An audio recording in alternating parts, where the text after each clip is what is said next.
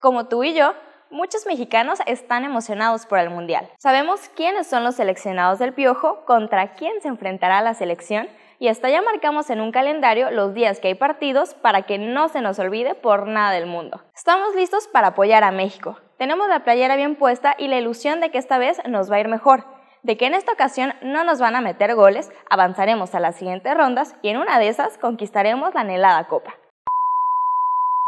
Un momento.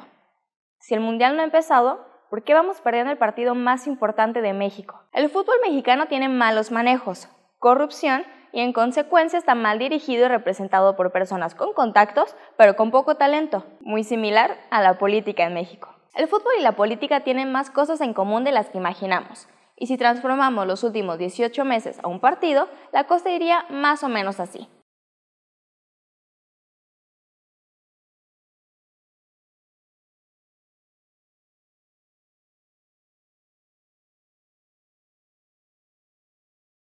No iban ni 5 minutos y el árbitro marcó un penalti en nuestra contra con la validación de la elección presidencial. El portero falló y en ese momento sucedió el primer gol. Pero eran los primeros minutos y muchos pensamos, tenemos tiempo para revertir el marcador. Siguieron acechando nuestra cancha y en una distracción de la defensa ciudadana entró un tiro directo al arco. Este segundo gol se llama reforma financiera y por si nos falla la memoria, es aquella que aumenta el poder de los bancos y criminaliza a los deudores. Es decir, el gobierno se doblegó ante los intereses de los bancos extranjeros y privilegió a la élite financiera. El juego siguió y para ese momento la banca inquieta reclamaba a los jugadores que estaban en la cancha, pero el director técnico decidió seguir con la misma alineación y en ese momento llegó otro gol en contra. Esta vez no supimos ni por dónde nos llegó, pero una vez más dijimos, no pasa nada, no es tan grave el marcador. Este tercer gol le dolió a los maestros. La controversial reforma educativa, que en realidad debió llamarse laboral, también nos pegó a nosotros,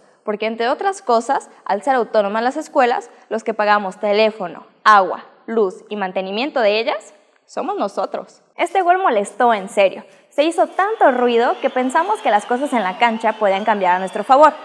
Pero bueno, la tribuna se relajó, bajó la voz y llegó el cuarto gol, la reforma hacendaria. Este gol desanimó hasta las mascotas del equipo, porque la reforma hacendaria impuso IVA en sus alimentos y en otros productos y servicios que afectaron nuestros bolsillos. El primer tiempo estaba a punto de terminar y la frase inicial, tenemos mucho tiempo para revertir el marcador, ya no dejaba muchas esperanzas y cuando creíamos que no nos podría ir peor, llegó el último gol del primer tiempo, la reforma política, que establece, entre otras cosas, la reelección y el cambio de IFE por INE, lo cual implica un gasto millonario que adivina quién paga. Tú. Así terminó el primer tiempo, 5-0.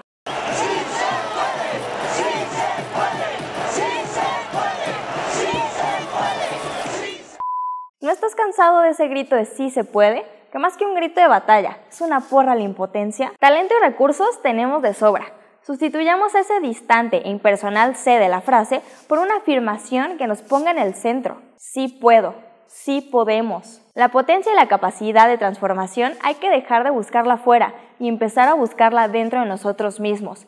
Decir sí puedo es muy diferente a decir sí se puede. En el primer tiempo jugaron los políticos y demostraron que no son lo suficientemente buenos para México. El segundo tiempo está cerca de iniciar y nuevos jugadores nos ayudarían a girar el marcador. ¿Te vas a quedar viendo cómo le meten más goles a México o te vas a levantar a jugar? Este partido necesita de jugadores con garra, de jugadores que quieran partirse el alma en cada partido y de dar la cara por México.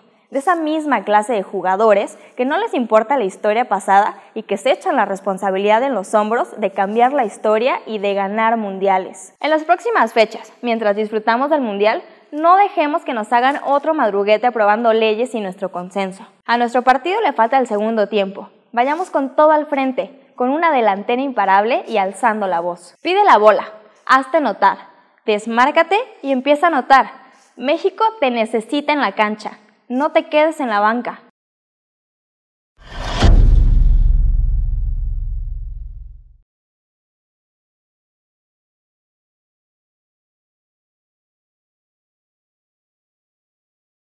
La pregunta de esta semana con más me gusta es de Edgar Martínez, que pregunta ¿qué alternativas como mexicanos tenemos para cambiar las reformas? En el video de diciembre, 10 cosas que no sabía sobre política mexicana, ya lo había contestado, pero bueno, la respuesta sería, en la realidad práctica poco se puede hacer, pero legalmente existen 3 figuras que se pudieran utilizar para revocar las reformas, que son plebiscito, referéndum y consulta pública. Creo que no hay peor lucha que la que no se hace, y para que se lleven a cabo estas consultas o estas leyes tendríamos que presionar a nuestros legisladores locales y federales. No olvides agregarnos a nuestras redes sociales e ingresar a nuestro sitio web mientrastantoenmexico.mx. Tenemos una sección que se llama Mientras tanto en tu entidad, donde tú puedes colaborar. Mándanos información, fotos y videos de lo que acontece en tu entorno para así estar todos informados. También te invitamos a ingresar a nuestra sección de opinión e infografías y vernos el siguiente lunes con un nuevo video.